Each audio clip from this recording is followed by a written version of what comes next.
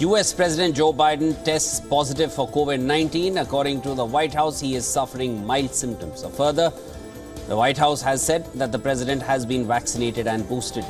The illness forced Biden to cancel a campaign speech in Las Vegas at the last minute. Biden has planned to isolate at his home in Delaware while he carries out his duties during the time. Meanwhile, Biden said he might quit the presidential race if he is declared medically unfit. This is the third time Biden has contracted COVID-19.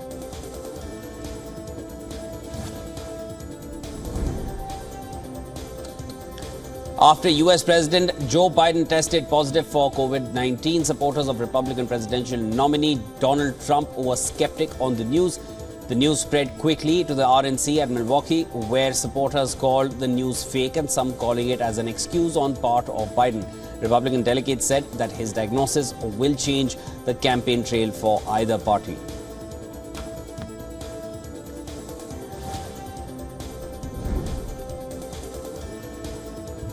US President Joe Biden has isolated himself for COVID-19. Meanwhile, there have been growing calls for him to withdraw from the presidential race 3 weeks after Biden's debate debacle. A poll revealed that nearly two-thirds of Democrats now believe he should withdraw from the race. A survey by the AP North Center has found that 65% of Democrats want Biden to step aside.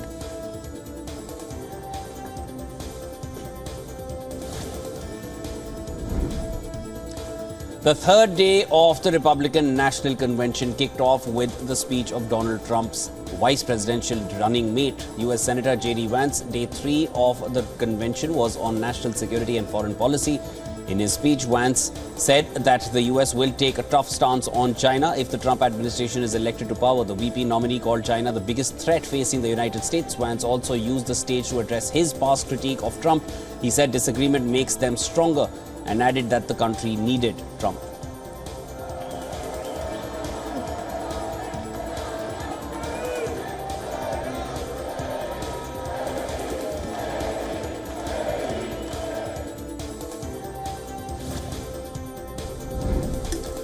A U.S. Secret Service official has said that the local police was not in the same building used by the Trump shooter Thomas Crooks. This comes amid growing calls for the Secret Service chief to resign following the sloppy handling of the assassination bid on Trump. However, the version contradicts a prior claim by Secret Service chief Kimberly Cheetle that the 20-year-old gunman Thomas Crooks was on top of the building containing the SWAT team near Trump's campaign rally. The RNC has also been previous experience.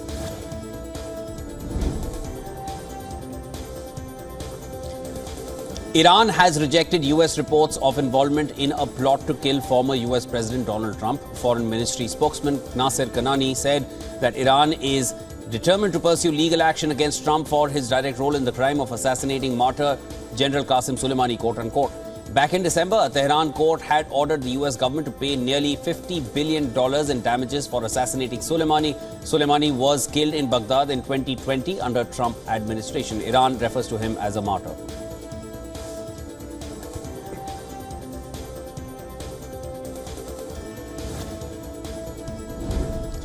Russian Foreign Minister Sergei Lavrov said that Moscow is willing to work with any U.S. leader that comes to power. Further, the foreign minister welcomed Republican vice presidential candidate J.D. Vance's stance on Ukraine. He also added that there was still dialogue underway on the sanctions imposed on Moscow during Trump's administration.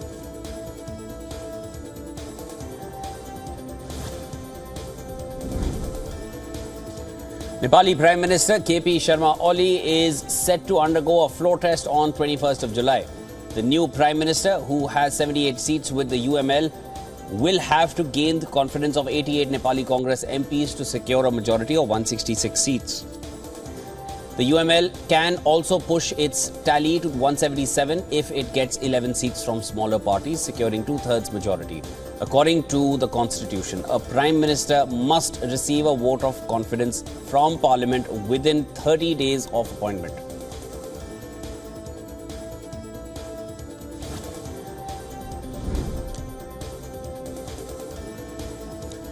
Mossad Chief David Barnea has warned that young female hostages held by Hamas are running out of time. He also added they do not have time to wait for a new hostage deal, which could take more weeks.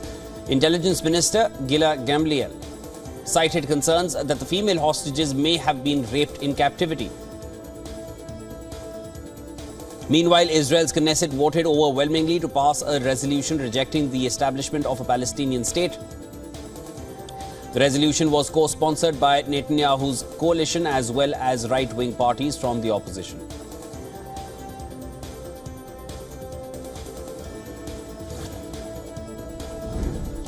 Israeli forces hit areas in the central Gaza Strip, killing at least 9 Palestinians, claim Hamas health officials. Israeli tanks carry out a limited advance further into Rafah in the south.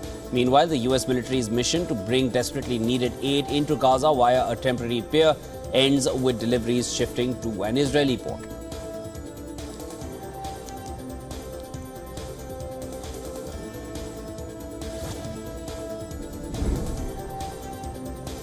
Indian Navy ship has rescued 9 crew members, including 8 Indians and 1 Sri Lankan, from MT Falcon Prestige after the vessel capsized off the coast of Oman. A total of 16 members were present when the vessel capsized. INS Tegh has been deployed to locate the remaining crew members. The Navy is also coordinating with the Omani authorities and maritime agencies to enhance their efforts. The search and rescue mission has been classified as high priority.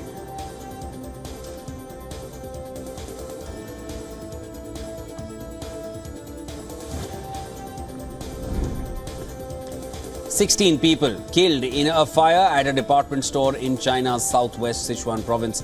The fire broke out in a 14-story building in a high-tech zone of the city of Zhejiang, shrouding the vicinity with thick smoke. Preliminary investigations revealed that the fire was due to construction activities. Meanwhile, further investigation is still underway.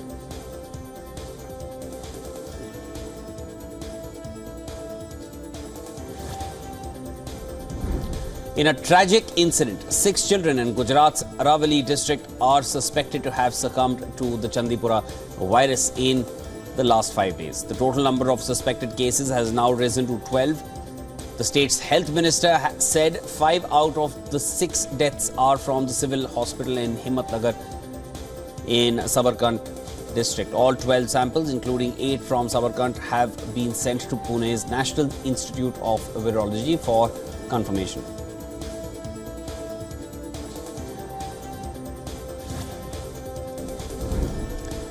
Just a day after chaos and stampede that saw 25,000 people come in for a walk-in interview for 2,000 vacancies at India's financial capital of Mumbai, the Maharashtra government swung into action by launching a new job training and stipend scheme. Under this, job seekers will get a stipend ranging from 6,000 to 10,000 Indian rupees.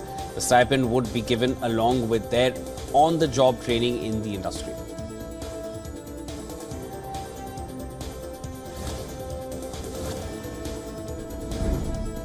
Indian state of Karnataka pauses bill to provide 50 to 75% reservation for native Kannadigas in private sector firms. This comes after widespread criticism from industry bodies and entrepreneurs cautioning that India's Silicon Valley, Bangalore, would lose its competitive edge. The state government said that the bill is still in works and a final decision will be taken after a comprehensive discussion in the next cabinet meeting.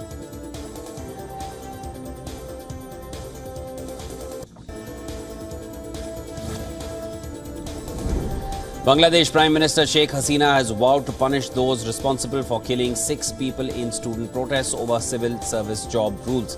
Her assurance came hours after police forcibly dispersed a funeral ceremony to mourn the dead. On Wednesday, cops used tear gas and rubber bullets to disperse the protesters. Several opposition activists were arrested after their clashes with the police. Protesters have been accusing the Hasina administration of misusing the quota scheme to favour her loyalists and coveted government jobs.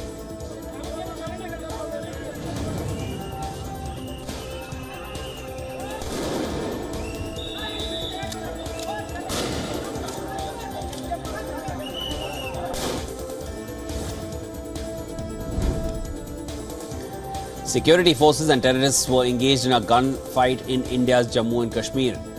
The encounter took place in a forest area around Kashmir's Doda district. According to the latest update, the firing has come to a brief halt. The gun battle ensued after terrorists opened fire on security search parties. Meanwhile, a massive search operation was underway in the forest areas near Kashmir's Desa region.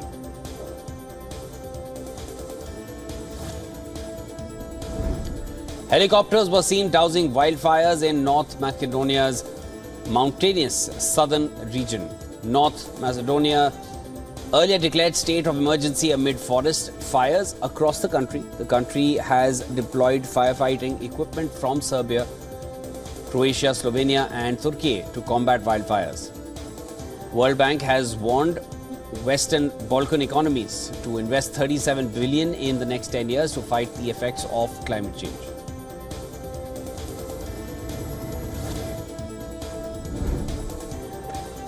Shoppers spent $7.2 billion online during the first day of Amazon's Prime Day in the United States. According to analytics, major retailers, the Walmart and Target launched their own sales events to compete.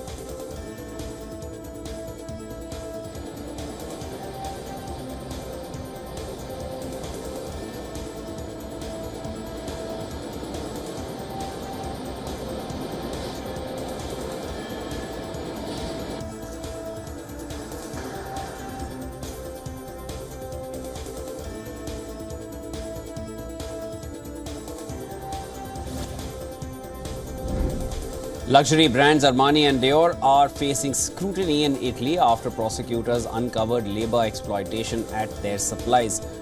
Underpaid workers, often immigrants working illegally, were found producing leather handbags for a fraction of their retail price. Both brands, under investigation for potential breaches of the Consumer Code, have pledged cooperation with authorities. Dior, controlled by LVMH, announced it would seize future orders with implicated suppliers. The investigation highlights discrepancies between the brand's marketed craftsmanship and the reality of their supply chains.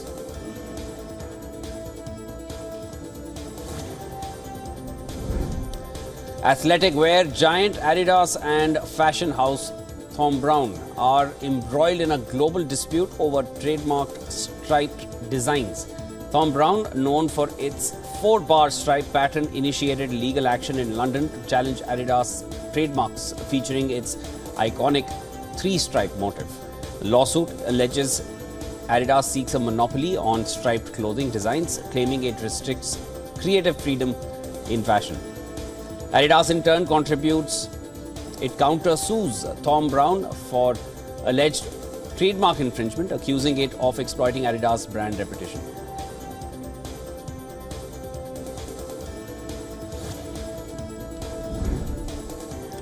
An uptick in manufacturing activity suggests that production may be getting back on track as industrial production in the United States continued to rise solidly in June.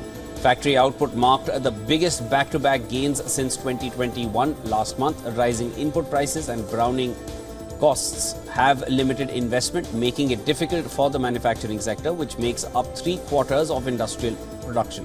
To gather pace for all but 1 month since October 2022, the widely followed index of factory activity by the Institute for Supply Management has remained in the contraction zone.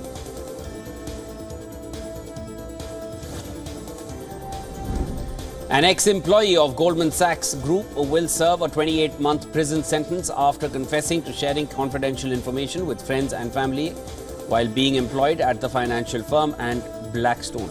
On Wednesday, U.S. District Judge Valerie Caproni handed down a sentence to 27-year-old Anthony Vigiano in Manhattan. In January, he entered a guilty plea to one counter of securities fraud for disclosing information about 7 transactions to 2 acquaintances, along with Vigiano, Stephen Forlano, a college buddy, and Christopher Solomon. His stepbrother also pleaded guilty. The tips resulted in over $400,000 in illegal gains for them.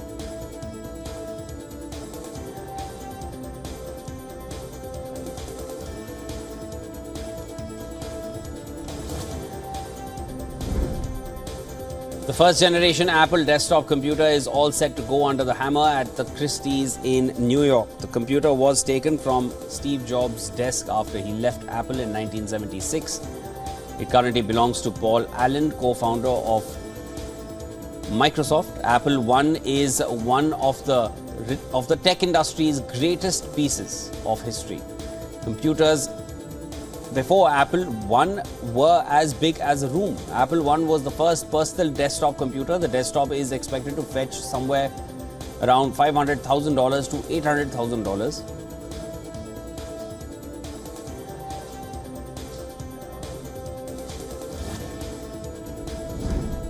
Tokyo's Haneda Airport is trying a driverless vehicle to tow cargo containers. The aim is to ease the pressure on the airport staff amid labor shortages as the number of tourists flying into Japan soars. So the vehicle does not require a human driver, but a human driver can still request control. The trial, the first at a Japanese airport, is part of government-backed efforts to innovate the air transport industry.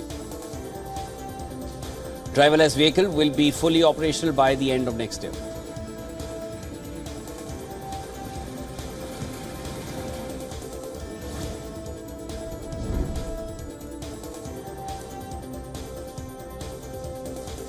Vietnamese hackers are targeting Indians. They are impersonating the Karnataka police and sending fake traffic tickets or e-challan messages to Indian WhatsApp users. The fraudulent message tricks users into installing a malicious app. This app steals personal information and enables financial fraud. A report from cybersecurity firm Cloud SEK has revealed that this malware has already infected over 4,400 devices.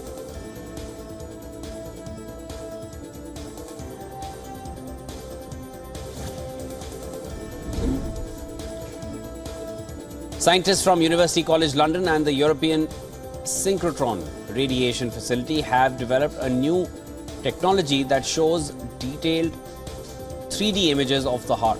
Dubbed the Google Earth for the human heart, the technology promises to enhance cardiovascular medicine significantly using a special X-ray method. The tech captures every tiny detail of the heart, with heart disease being the top cause of death worldwide. This technology could enable research that was previously impossible.